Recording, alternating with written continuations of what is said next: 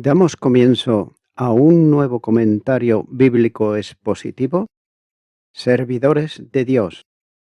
Quien te habla es Manuel Cornejo. En esta ocasión estaré compartiendo en el Evangelio de Mateo, capítulo 7 y versículo 9, donde dice: ¿Qué hombre hay de vosotros que si su hijo le pide pan, le dará una piedra? La ilustración de la enseñanza anterior se confirma mediante hechos propios de la experiencia del auditorio, ya que mediante una pregunta retórica, el Señor confronta el auditorio con la experiencia propia de la vida, cuando le dice: ¿Qué hombre de vosotros hay a quien su hijo le pida pan? ¿Acaso le dará una piedra?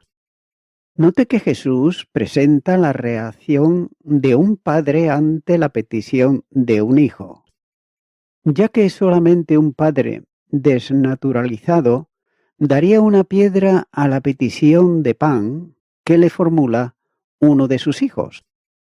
Por tanto, es responder con algo que no satisface a una necesidad perentoria. El hijo tiene hambre y recibe una piedra como respuesta a la petición de pan. Entonces, la pregunta retórica de Jesús exigía una respuesta negativa de sus oyentes, cuando dice: ¿qué hombre de entre los que escuchaban sería capaz de responder dando a su hijo una piedra, cuando lo que necesitaba realmente y lo que pedía era pan? Todos seguramente dirían: ninguno. Continúo ahora con el versículo 10, donde dice: ¿o si le pide un pescado, le dará una serpiente? El segundo ejemplo también, mediante una pregunta retórica, aún es más grave que el anterior, ya que aquí un hijo pide un pescado y recibe una serpiente, y no solo algo que no puede comer, sino algo que puede dañarle gravemente. Es interesante el incremento en el contraste: primero pan en relación con piedra, pero ahora pescado en relación con serpiente. Continuará con el versículo 11, donde dice: pues si vosotros, siendo malos, sabéis dar buenas dádivas a vuestros hijos, cuánto más vuestro Padre que está en los cielos dará buenas cosas a los que le pidan. La aplicación de los ejemplos anteriores es bien sencilla, ya que en el auditorio había muchos padres que tenían hijos, y todos ellos habían dado, en alguna medida, un regalo a alguno de ellos. Esa buena acción, o esa davidosa acción, había sido llevada a cabo por personas que, a causa del pecado, no eran buenos. Por tanto, la gente sabía bien que sólo había uno que era bueno, que es Dios. Jesús le recordó al joven rico cuando le llamó bueno, en Mateo capítulo 19 versículo 17, donde dice: Él le dijo: ¿por qué me llamas bueno? Ninguno hay bueno sino uno, Dios. Mas si quieres entrar en la vida, guarda los mandamientos. Jesús le recordó que los padres presentes eran malos, literalmente malignos. Tal vez suponga para el lector actual una expresión drástica e intolerable, pero no era así en tiempo de Jesús, cuando los oyentes estaban habituados ellos al lenguaje propio de la Escritura, que enseñaba que en el corazón del hombre había una permanente inclinación al mal. Capítulo 6, versículo 5 dice: y vio Jehová que la maldad de los hombres era mucha en la tierra, y que todo designio de los pensamientos del corazón de ellos era de continuo solamente el mal. También David reconocía esto al confesar que en maldad he sido formado, y en pecado me concibió mi madre. Salmo 51, versículo 5. La universalidad del pecado es una enseñanza doctrinal extendida a lo largo de la palabra de Dios. Aquellos padres inclinados al mal a causa del pecado se comportaban dadivosos y también correctamente con sus hijos. Pero el contraste se establece inmediatamente al referirse al Padre en los cielos. Él, como Dios, es absoluta, perfecta e infinitamente bueno. Ese Padre bondadoso, sin ningún condicionante en relación con el pecado y absolutamente separado de él, sabrá, por misericordia y por naturaleza, dar muchas mejores dávidas a quienes son sus hijos y a quienes considera como un tesoro suyo, comparándolos a la niña de sus ojos. Zacarías, capítulo 2 y versículo 8 dice: Porque así ha dicho Jehová de los ejércitos, tras la gloria me enviará él a las naciones, pero os despojaron, porque el que os toca, toca a la niña de su ojo.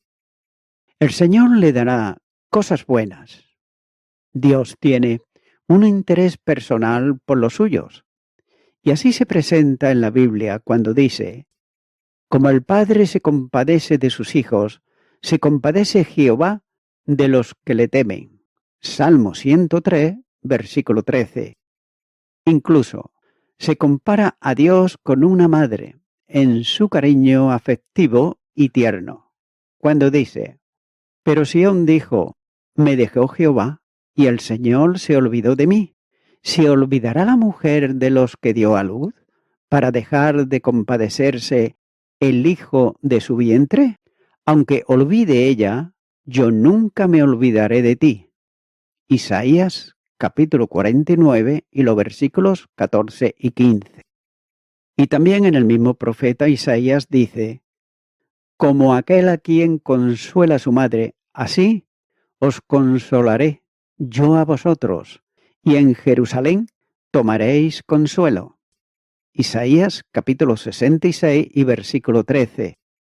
Debe de considerarse, por tanto, que el afecto del Padre del cielo supera al de cualquier padre terrenal. Nótese la expresión cuando dice: cuanto más vuestro Padre. El creyente es exhortado a orar, no solo por las grandes necesidades, sino por las cosas más simples, como son la comida y el vestido. El que ora debe de hacerlo con confianza, porque tiene la certeza de que Dios, que es infinitamente bueno, dará lo mejor. Por tanto, el creyente puede tener una vida transformada y victoriosa, haciendo partícipe a Dios de las necesidades cotidianas. Y entonces cabe hacerse dos preguntas. Por ejemplo, ¿cómo entender entonces el silencio de Dios en algunas peticiones de sus hijos? Y la segunda, ¿cómo comprender la negativa de Dios a sus oraciones? Nótese que vuestro Padre del cielo solo da buenas cosas, es decir, aquello que es bueno para el que pide. Y muchas veces el que ora no es consciente de lo que pide, ya que no es lo que le conviene. Al ver atrás, en mi propia experiencia, me di cuenta de cuán malo hubiera sido para mí si el Padre Celestial hubiera dicho sí a todas mis peticiones. Una respuesta negativa de Dios es lo mejor que en momentos puede dar a sus hijos, ya que sus pensamientos son mucho más altos que los nuestros y sus caminos infinitamente más elevados. Por tanto, hay cosas que nunca comprenderán sus hijos, porque desconocen el alcance que tendría en sus vidas y en su futuro, pero que es plenamente conocido por el Padre Omnisciente que está en los cielos. Isaías capítulo 55 y versículo 8 dice: Porque mis pensamientos no son vuestros pensamientos, ni vuestros caminos mis caminos, dijo Jehová. Llegará un día en que el Padre será glorificado por su bondad al impedir que uno de sus hijos recibiera aquello que no le convenía. Tampoco debe de olvidarse que el apóstol Pablo enseña que muchas veces el que ora desconoce cómo debiera de pedir. Y es en ese momento cuando la ayuda del Espíritu Santo viene para trasladar al idioma de Dios lo que es conveniente para el que ora, haciendo coincidir la oración del Hijo en la tierra con la voluntad del Padre en el cielo. Romanos, capítulo 8 y versículo 26 dice: y de igual manera el Espíritu nos ayuda en nuestra debilidad. Pues, ¿qué hemos de pedir como conviene? No lo sabemos, pero el Espíritu mismo intercede por nosotros con gemidos indecibles. Quien ora tiene la confianza y también la seguridad de que recibirá la mejor dávida del Padre para mitigar su necesidad. Continúa ahora con el versículo 12, donde dice: así que todas las cosas que queráis que los hombres hagan con vosotros, así también haced vosotros con ellos, porque esto es la ley y los profetas. Nótese que con un así, que el Señor hace un resumen de toda la enseñanza anterior, y especialmente en aquello de juzgar a los demás con la brevedad de este sencillo texto. Después de la enseñanza sobre la oración, retorna de nuevo la de la relación con los demás. Esa expresión introductoria enlaza perfectamente con el final del versículo 6, ya que Cristo está diciendo: no perdáis el tiempo con quienes son reverdes, pero amad a todos los hombres. Quien se llama a sí mismo Hijo del Padre debe mostrar una forma de vida consecuente con esa relación espiritual, como señala el capítulo 5 y versículo 48. El que no manifiesta ese estilo de vida o no es hijo suyo, o por lo menos no lo es como debiera. Anteriormente, el Señor enseñó que el creyente no debe de conformarse con una vida de justicia aparente, sino vivirla en plenitud y en verdad. Capítulo 5 y versículo 20. Ya que la demanda del Señor es positiva y puede expresarse así, cuando dice: así que haced cuanto deseéis que hagan con vosotros. El presente del verbo indica una acción continua, ya que no se trata de acciones puntuales, sino de un estilo de vida. Dios demanda un corazón recto que se manifiesta mediante acciones justas. Pero téngase en cuenta que los fariseos, ellos distorsionaban la verdad mediante una expresión negativa, ya que ellos decían a las gentes: no hagas a otros lo que no quieras para ti. Y note que eso no representa ningún mérito personal, ni es tampoco expresión de justicia, ya que simplemente es la forma natural de vida que no ofende a otros. Pero, sin embargo, la grandeza del mandamiento en su expresión positiva es: haz a los demás lo que quieras que ellos hagan contigo.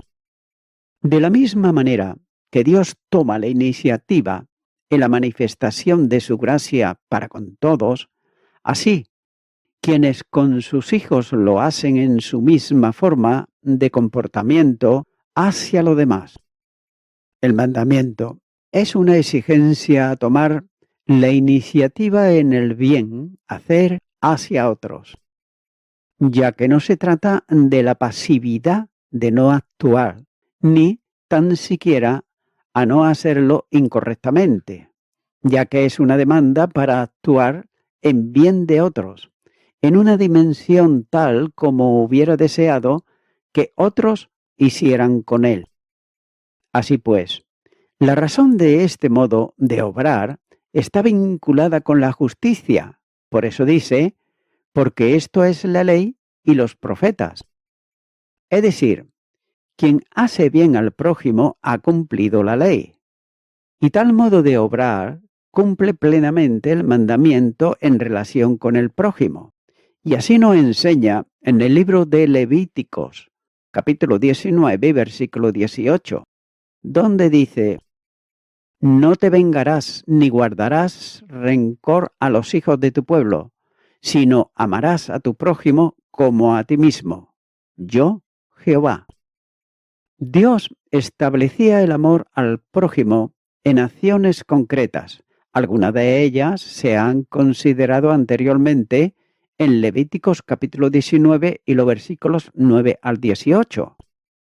Dios establecía dar provisión para los pobres, también evitar el robo y la mentira, pagar puntualmente el salario al jornalero, no hacer asesión en el juicio, cuidar de no desprestigiar al prójimo promoviendo chismes contra él, tampoco despreciar a nadie y no guardar rencor.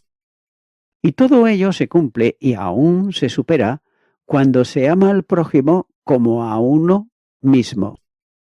Ese es el mismo principio de vida propio de los cristianos de la dispensación de la Iglesia, ya que el gran mandamiento del amor fraternal hace pleno el cumplimiento de las demandas morales de la ley.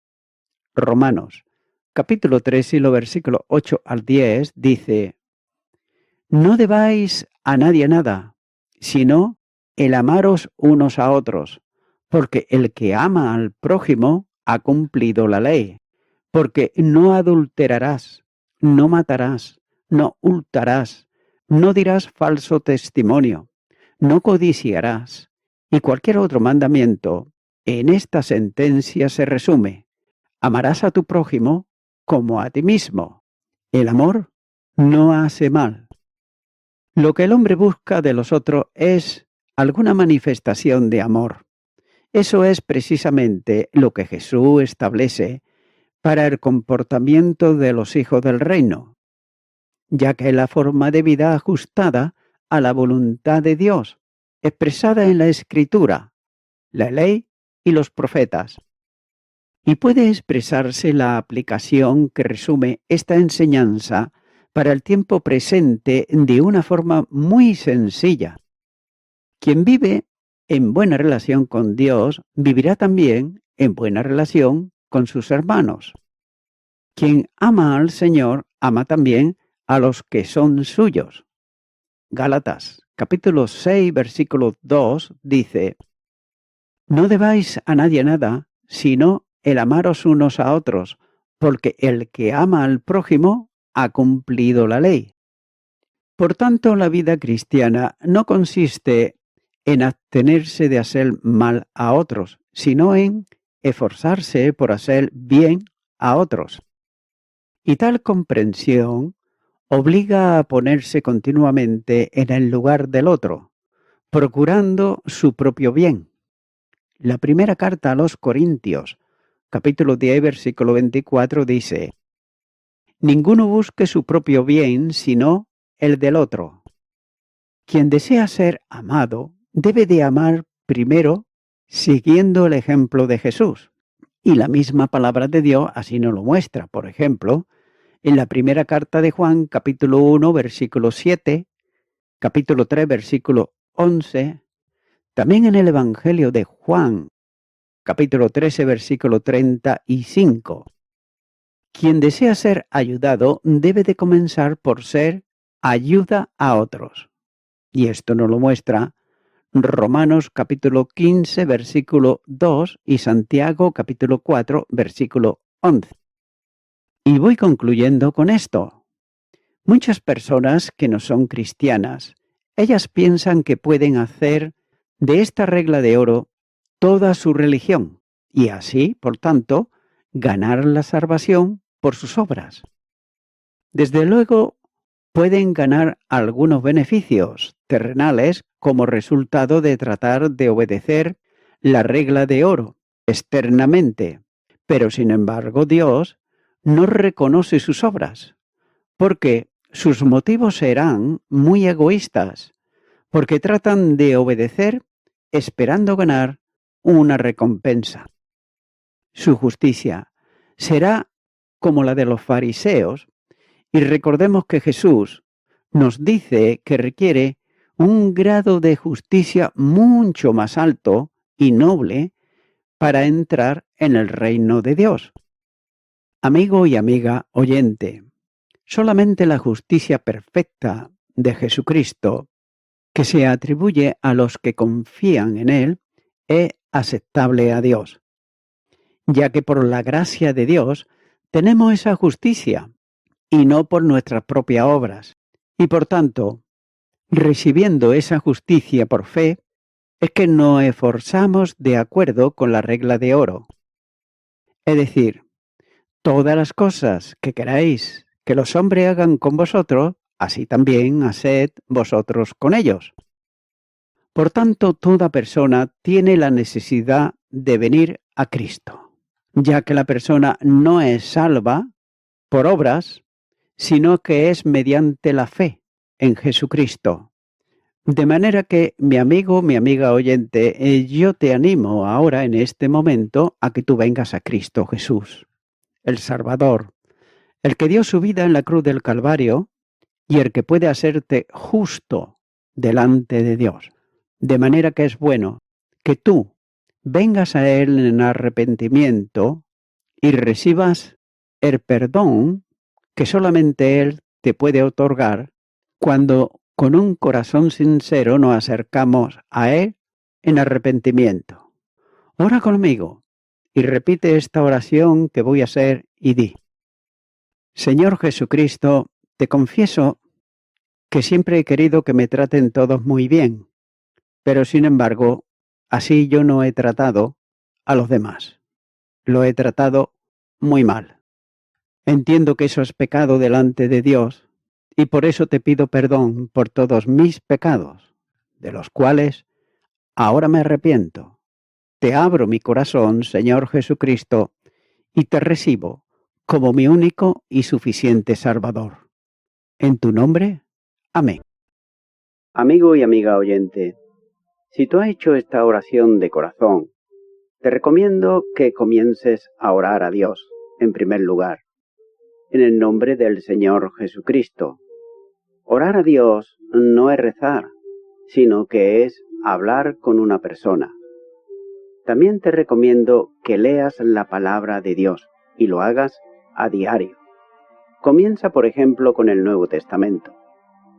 Y también, por último, te recomiendo que para que puedas crecer espiritualmente, te congregues en una iglesia cristiano-evangélica, donde se predique, se enseñe y se practique la sana doctrina y la palabra de Dios.